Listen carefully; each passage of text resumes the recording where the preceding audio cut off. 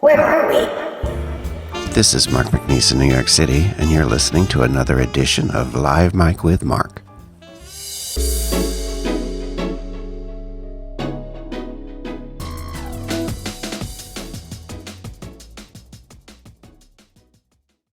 Welcome to the podcast, and this is Mark here in New York City.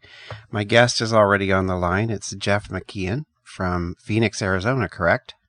That is correct. Actually, it's a suburb called Chandler, but we're very close to Phoenix. Oh, okay. And when we were talking before, you mentioned that you lived in Connecticut.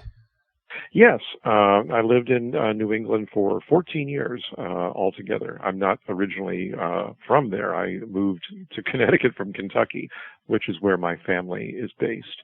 But I was there in Connecticut in different parts of the state for 14 years. And then in 2001, I moved from Connecticut to Arizona, and I love it.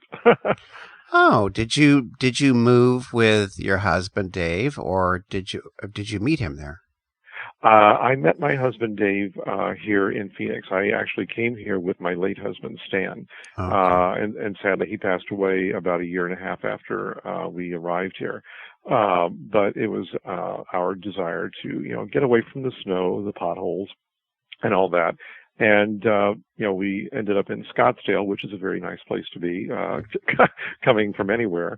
It's, full of resorts and palm trees and what have you. So, Arizona in general is a nice state. It's, got a lot going for it, I think.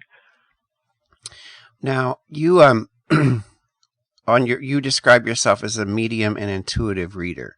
Yes, that is correct. So can you just talk a little bit about that? What is, Sure. People who may not know how you define that? Sure. Well, a medium, by my definition, and most people that I have worked with and been around, is someone who communicates with spirits, someone who is able to see or hear or otherwise perceive someone who has crossed over into the spirit realm. An intuitive reader is someone who is able to, it's almost the same as a psychic, in that we work with our intuition, which is, tends to be heightened, and we get vibrations from our client, about what's going on with them. So if we're lucky, we're able to combine information that we receive from the other side along with information that we're actually getting from the client to help them answer questions or to provide them with well-rounded answers to things they might be wondering about, or simply to convey the messages that are coming over from the spirit or spirits who are able and willing to make themselves known to the medium. That's a long answer, I know, but basically, I talk to spirit. Well, how does that information come to you? Is it thoughts or sounds? Well, it's more that it's all of those things actually. There are many different clairs, as they call them, the clairs. The three most known and I think most encountered are clairvoyance, which literally is clear seeing, which means that the medium can see the spirit as if they were physically present in the room. There's clairaudience, which means the medium is hearing the spirit as if they were present in the room physically. It's a physical sensation. And then there's claircognizance, which is where you perceive what is the communication from a spirit in your mind's eye and your mind's ear. So you hear them, and sometimes you just simply get these very strong information impressions that you're able to then verbalize to the client. For myself, I'm primarily a claircognizant medium, but I also have the ability of clairvoyance and clairaudience. And oftentimes during the course of a reading, which generally runs about an hour, once I have them, in my head, as it were, I'm able then to lock on, and they actually become visible to me and audible to me as if they were sitting, in my vicinity at the table. Mm-hmm. what point in your life? How old were you? When did you? I'm meaning to ask, how did you become aware that you had this ability? Well, it depends on how you look at it. I like to say I've been weird since I was a kid. When I was 4 years old, I had a little record player, a little GE show and tell record player, which I loved. I would play my records up in my room, and I began hearing a male voice talking through the record player that had nothing to do with the record that was playing. And I would like pick up the tone arm off of the record. Hopefully some of our audience remembers what tone arms and record players are.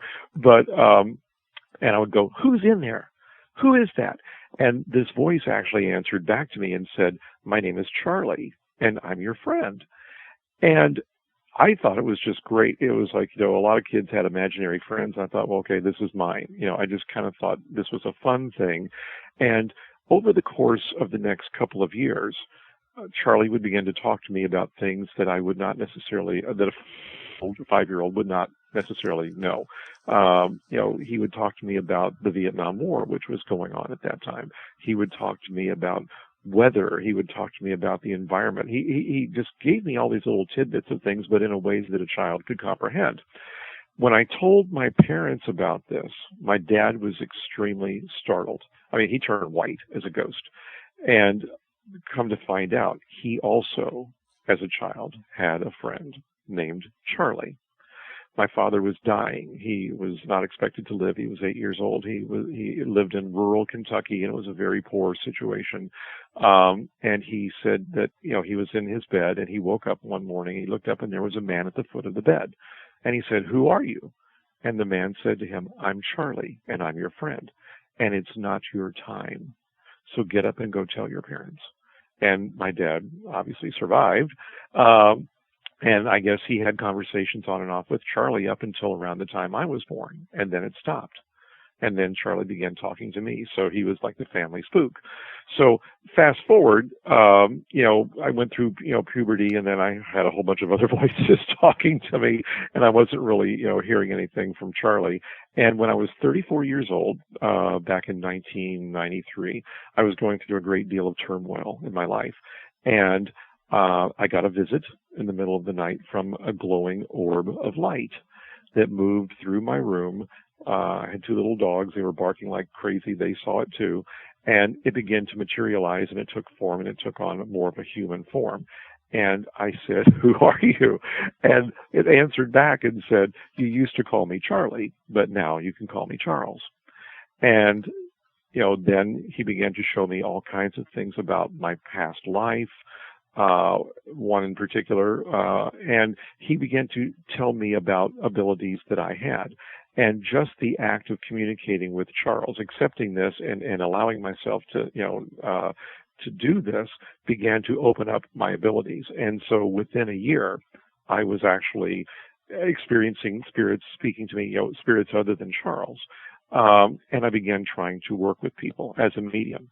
I only did it on a part-time basis, just here and there by word of mouth only. I, did accept payment for some of the readings. Some of them I just did, for the experience. So overall, it's been about 21 years that I've been, a practicing medium. And only in the past year, almost exactly a year actually, have I been a medium full time. But it's been quite an experience so far. I've really had some great things happen. Well, I was going to ask you when you started talking about Charlie if that was the Charles that you talk about on your website. Yes, exactly. Charles is a spirit guide. He had a physical body at one time. He never actually died. His people, as he always calls them, made a decision to leave their physical bodies. I'm not sure how they did that, but he says that it's something that we will learn how to do in the not so far distant future once we master quantum physics. So apparently quantum physics has something to do with it. But he has his own website, if you will, which of course I blog it, but it's called thecommentaries.net. And Charles wants me to take dictation from him and write a book. with his commentaries on the world and about things like politics, religion, spirituality, and what have you.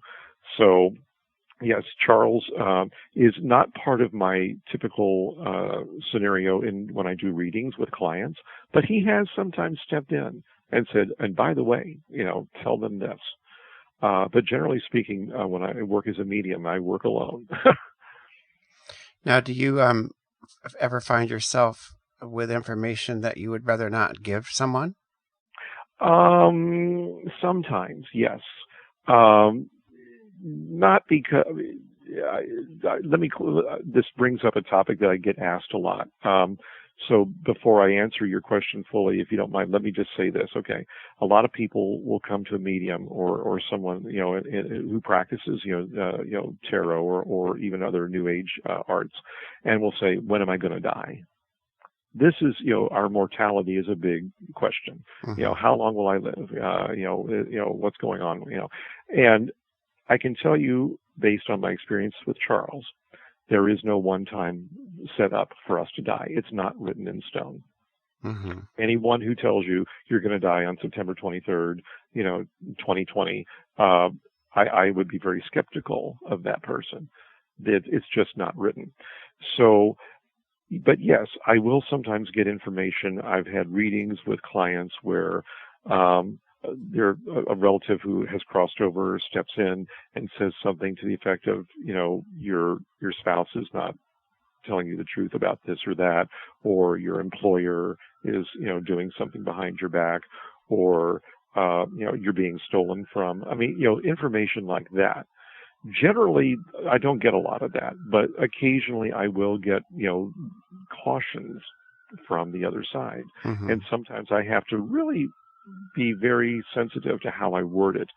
I do try to give the client all of the information that comes to me. But sometimes it really takes a lot to word it in the proper way so that they can use the information positively. That's really important. Yeah. I have two more questions. One Sure. is the general public Mm-hmm. uses the word psychic, like they just, that's the word that people use. Right. Yes. Is what are the pros and cons of that? Is that like it's a misleading word? What do you have to say about that?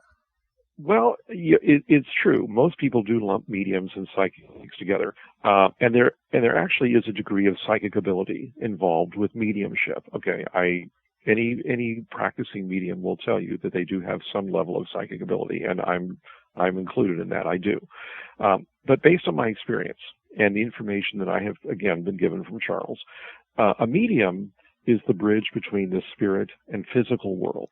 Okay. A psychic is someone who predicts future events based on information they receive either from the client's psyche or from other sources, which may include the spirit world as well. Now, it's my belief that it is not possible to predict the future with 100% accuracy because the future is unwritten. There are, however, parallel timelines that we all travel in, sometimes dozens of them, for each of us. And they're like train tracks. We can choose to cross over to a different track, or in some cases, we're bumped onto a different track by an outside event. What can be predicted, though, is a likely future outcome, which is based on, the path that the client is currently taking. Having said that, there are certain events which do appear in all of an individual's timelines. It does happen sometimes. Those events are inevitable. And the only difference being that depending on what track, what timeline they're traveling on, the event may take place at a different point in time. And again, I want to emphasize, for your listeners, there is no set time for any of us to die. Mm-hmm. There simply is not. And, if we had 20 more minutes, I could go into an explanation of how that works. But, I don't want anyone to sit in fear thinking that a medium or a psychic is going to give them some kind of, dreadful finality, with that information. I would walk away from anyone that says, okay, you're going to die on this day. It just doesn't happen. It just doesn't happen like that. It's personally, it's not a question it's not a question I would ever ask, because it's not really, it's like so much of the world is caught up in, is there a God? Is there not a God? I don't really have an opinion. It doesn't matter to me whether there is or there isn't. Right. So there are certain things that I'm very open-minded, but a lot of things I just don't have an opinion on. It's not, and wondering how long I'm going to live. I don't know. I'm alive now. That's good enough. Right. Yeah. Living in the present, enjoying life as it is. You obviously you should, plan for the future. Make some plans, and not just sit idle and all that. I do believe in that. But yeah, people should not sit around wondering when they're going to die. It's morbid. It is. It's absolutely morbid. But oftentimes people who have a fixation on that will come to someone like me, and ask me those questions. And I will tell them right up front, I won't even have the reading. I will politely decline their business if that's what they're coming to me to find out, because that's just not constructive in any way, shape, or form. Well, I've had some interesting experiences in my life, and I just, I also think quantum physics may well explain a lot of things, because the reality is so much stranger than we imagine. Mm-hmm.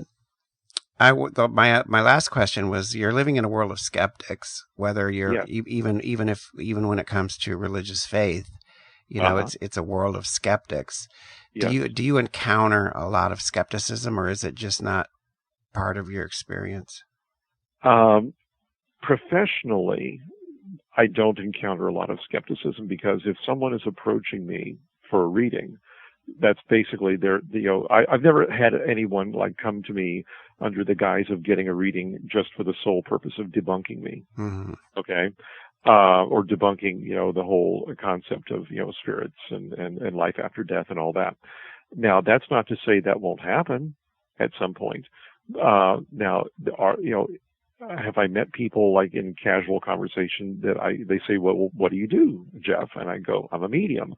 And they go, you mean you talk to the dead? I said, well, they're spirits.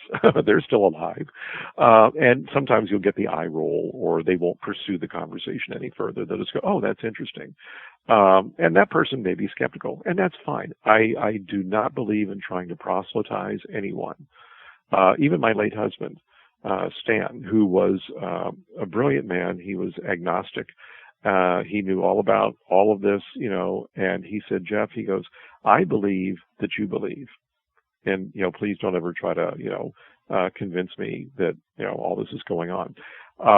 And he never believed in it. But now, over a decade after he has, died, he's actually come back to visit me. And, he told me very early on, you were right.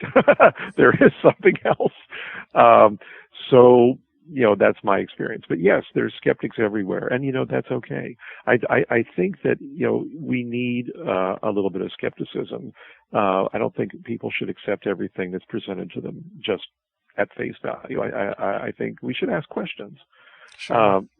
Even if you believe that, in the possibility of speaking with spirits, if you believe that that's possible, I think you should still, ask questions of the person that you're getting ready to pay to help you do that.